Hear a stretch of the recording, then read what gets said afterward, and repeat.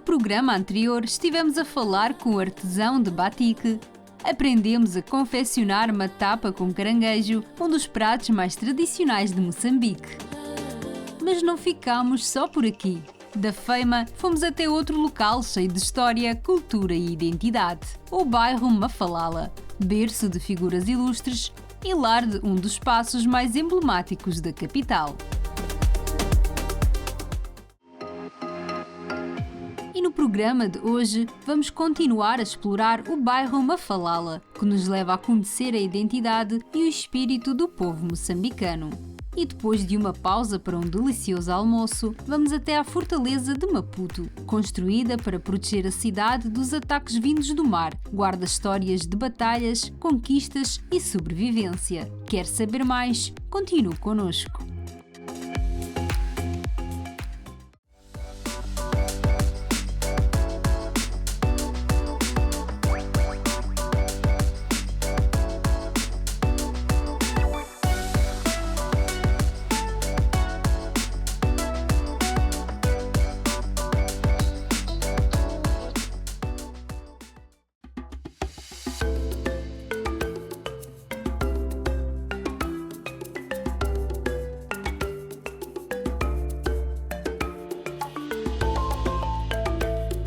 Mafalala é um dos bairros mais históricos de Maputo. Para entendermos melhor a sua riqueza cultural, continuamos no Museu da Cidade, guiados por Vidal Nhambanga, que nos tem acompanhado nesta viagem pela capital moçambicana.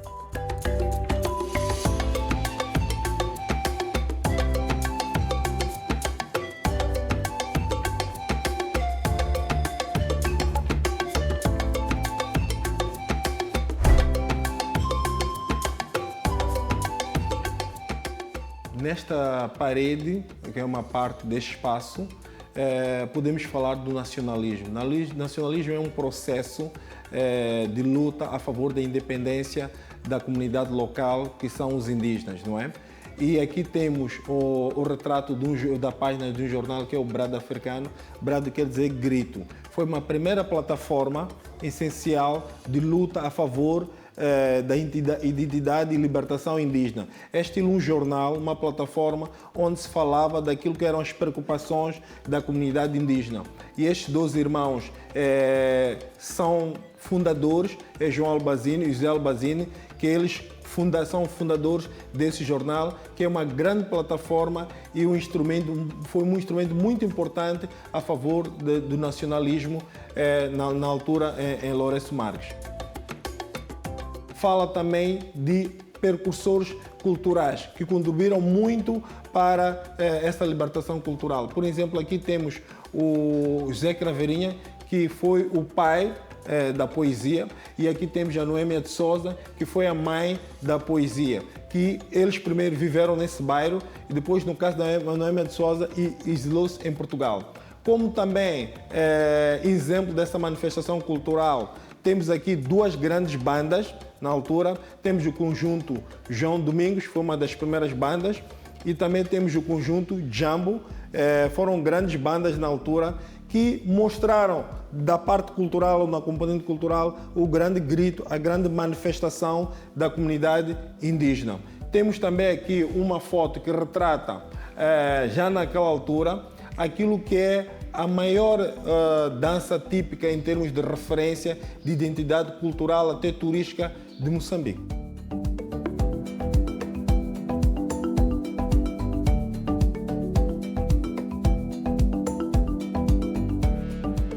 Aqui, as memórias não estão presas apenas em molduras. Estão vivas nos sons, nas imagens e nas vozes que ecoam deste bairro, que viu nascer poetas, músicos, jogadores de futebol e heróis anónimos. Este espaço celebra o povo e a sua história, lembrando-nos sempre que a cultura merece respeito e nunca deve ser esquecida.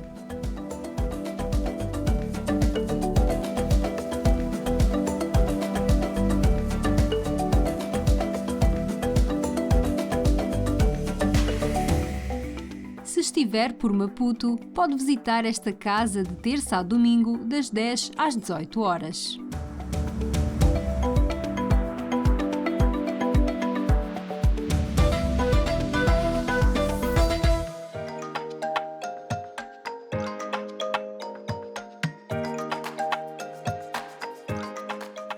Este espaço também conta com uma biblioteca comunitária, onde os estudantes têm todo o suporte escolar necessário e onde cultivam o seu gosto pela literatura.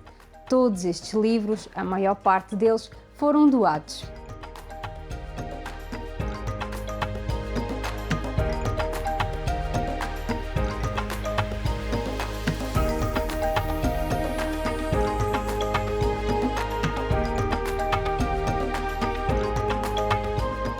Mafalala é um dos bairros mais antigos e emblemáticos de Maputo. Surgiu durante o período colonial como um espaço onde viviam maioritariamente trabalhadores moçambicanos, num tempo em que a cidade era organizada por cores e classes.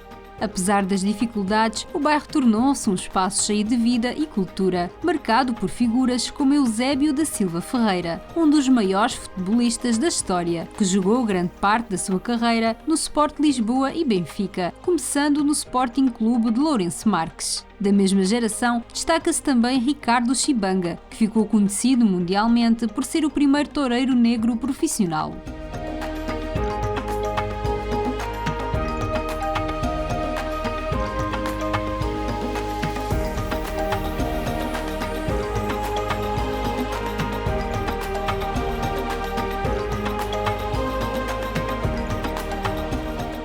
Hoje, Mafalala é lembrado como um bairro que resistiu ao tempo e preservou a história, não só de Maputo, mas de todo o Moçambique.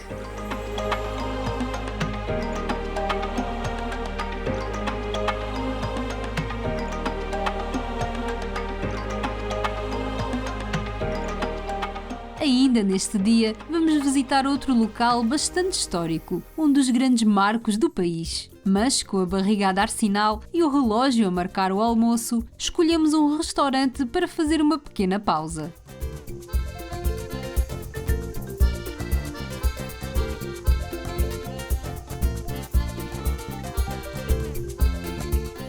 Ouvimos dizer que neste espaço a comida é tão saborosa que nos faz esquecer da dieta e da história por uns minutos.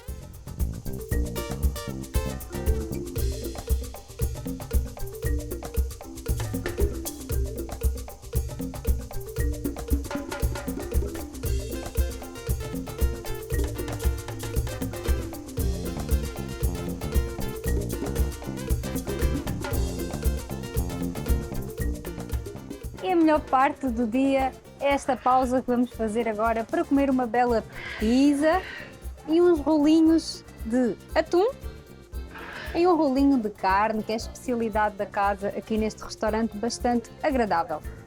Pizza em Maputo antigamente não era comum, disse-me o Vidal, mas devido ao crescimento do turismo na década de 90, abriu-se o mercado para influências internacionais que se permanecem até hoje. E acho que vamos começar a comer, não, Vidal? Sim, eu estou com muita fome. Eu também. Vou tirar já a minha pizza.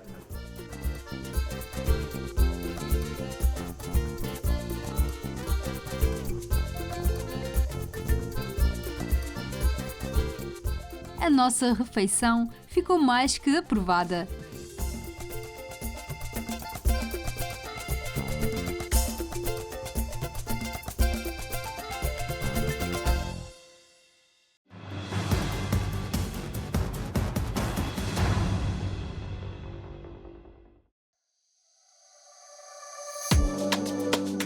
E para você que só chegou agora, estamos na cidade de Maputo, onde exploramos um dos bairros mais históricos do país, que nos leva a conhecer a identidade e o espírito do povo moçambicano. Visitámos o Museu da Cidade do bairro Mafalala. Antes de seguir para um outro local emblemático da cidade, fizemos uma pequena pausa para o almoço. Quer conhecer mais sobre a história de Moçambique? Continue connosco.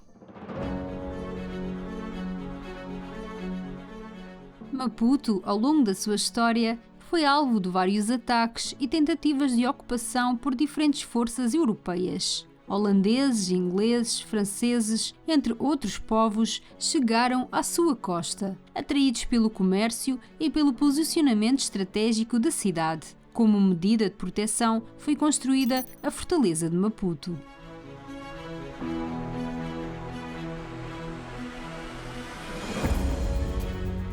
Cada invasão deixou marcas, mas também moldou a identidade da cidade, reforçando a resistência e a determinação do povo local.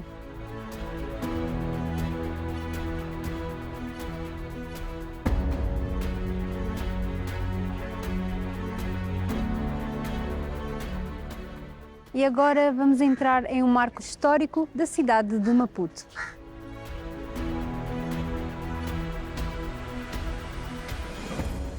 Estamos dentro da Fortaleza de Maputo, também conhecida por Senhora da Conceição. Nós vamos conhecer melhor esta fortaleza com a companhia do historiador Moisés. Moisés, diga-nos qual é o impacto desta fortaleza, a importância aqui para a cidade de Maputo. Muito obrigado pela oportunidade. A fortaleza tem um impacto histórico, um impacto cultural, também um impacto econômico.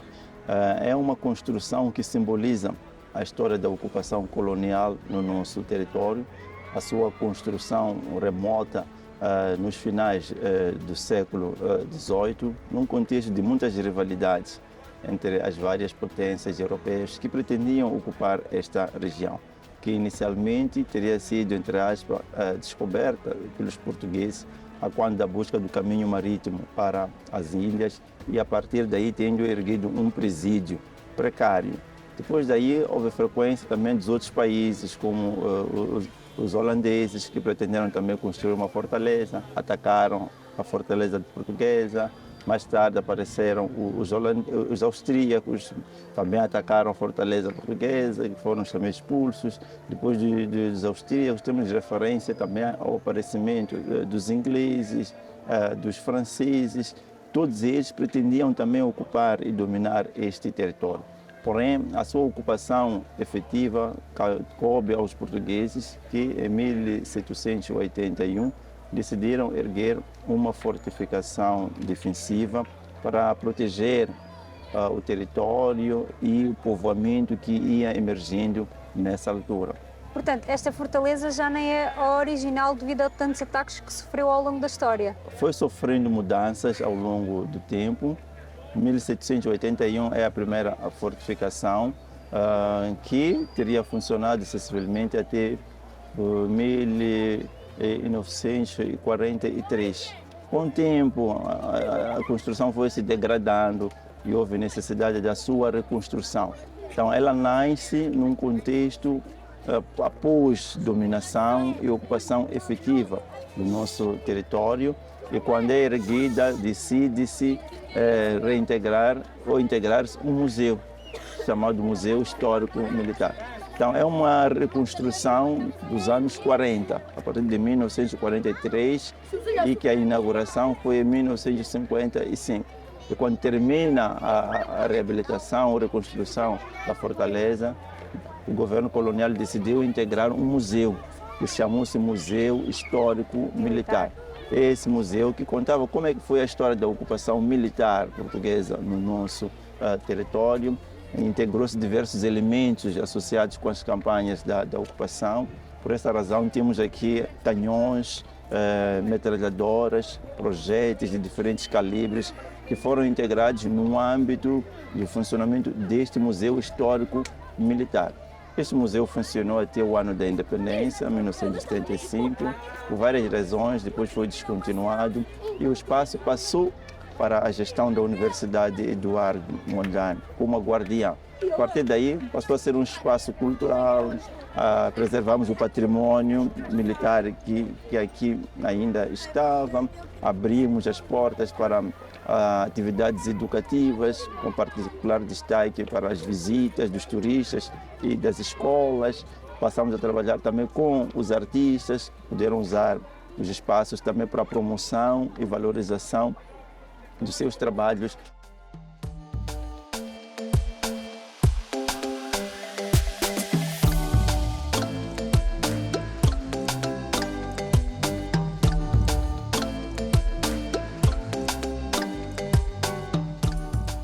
É uma sala especial porque temos aqui em exibição as pedras que foram usadas para a construção da primeira fortaleza em Moçambique pelos portugueses.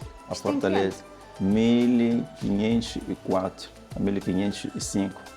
chamada Fortaleza de São Caetano de Sofala. Então, esta é a coluna e o arco desta primeira fortaleza, que já data praticamente 600 e tal anos, que foi integrada nesta sala.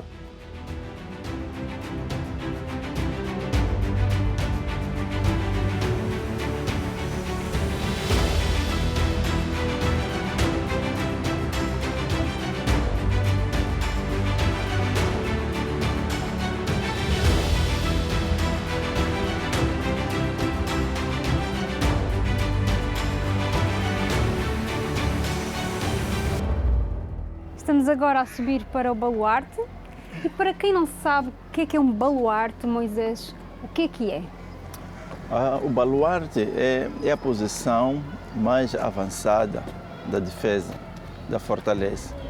Para o caso da fortaleza de Maputo, nós temos 2 baluartes, um à direita, um à esquerda, que serviam basicamente para a defesa da fortaleza contra as ameaças do lado da terra. Tínhamos ameaças dos chefes locais que se opunham à presença portuguesa neste território. Então, para fazer face a isso, então foram colocadas aqui posições defensivas. Nesse baluarte temos também canhões que foram montados que serviam para a defesa. Podemos também ter a oportunidade hoje de contemplar a imagem da cidade, porque é a posição mais elevada da fortaleza, que dá-nos uma ideia de como é que a cidade era.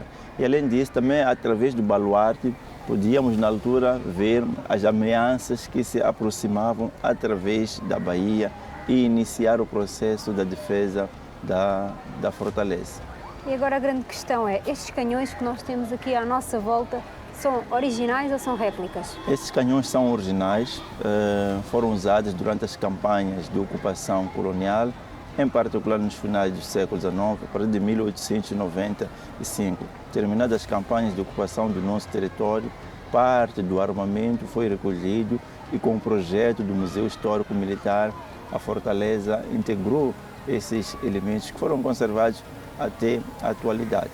São canhões de bronze, montados em reparos de madeira, rodados, tudo ainda original.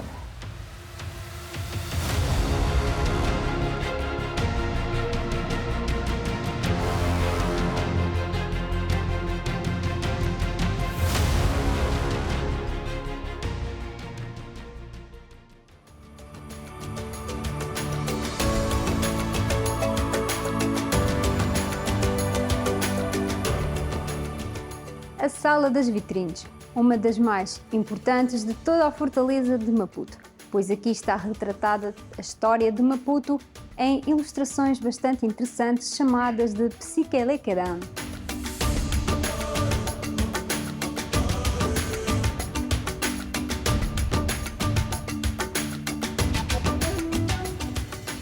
Temos aqui primeiras comunidades primitivas, como é que viviam.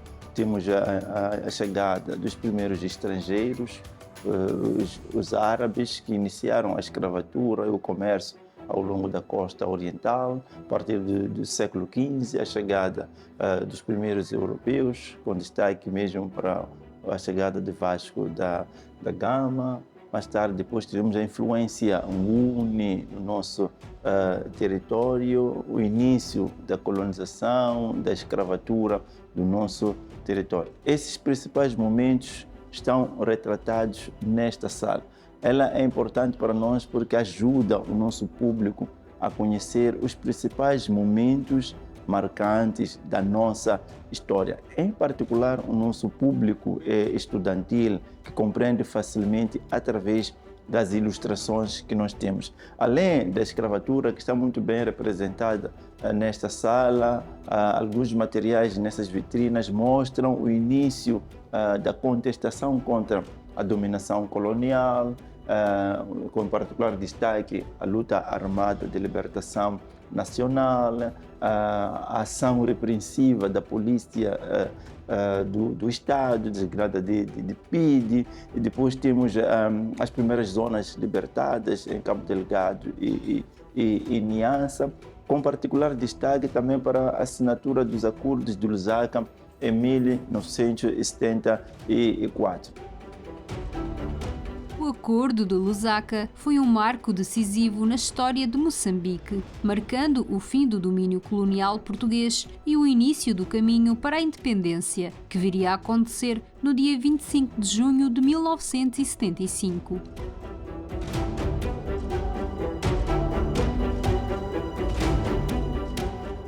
Um dos momentos mais altos que está representado nesta sala é a independência de Moçambique no estado da Machaba, no dia 25 de junho. Mas além da comemoração da independência, retratamos também aqui o início da luta ou da guerra civil que assolou o país durante um período de 16 anos, os efeitos que a guerra civil provocou, os deslocados, a destruição das infraestruturas, as tentativas da mediação, a assinatura dos acordos de Lusaka, que marcaram, a assinatura dos acordos gerais de paz em 1992, que marcaram o fim desse conflito. Então, são vários elementos todos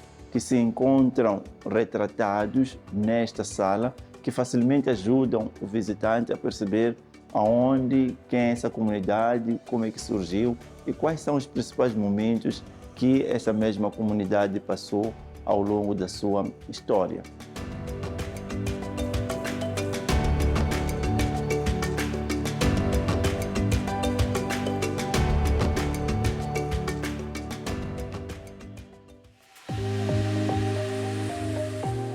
O pátio da fortaleza conta com várias estátuas de figuras importantes que estavam espalhadas antigamente, antes da independência, pela cidade antiga Lourenço Marques. Após a independência, estas estátuas foram trazidas aqui para o Museu Histórico Militar que se encontra na fortaleza.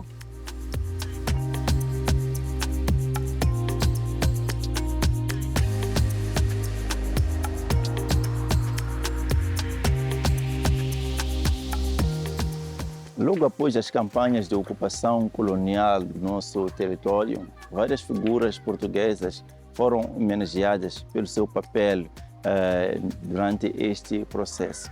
Uma das figuras que foi homenageada é de Antônio Enes, que foi um ministro do ultramar, mais tarde comissário régio de Moçambique, que foi enviado no final do século XIX para consolidar a ocupação do nosso território. Então, em 1910, foi erguida esta estátua, que estava mesmo junto à entrada do nosso porto atual de Maputo. Após a independência, essa estátua foi removida e integrada no pátio central da fortaleza de Maputo. Quer continuar a visitar a fortaleza de Maputo? Não perca já no próximo programa.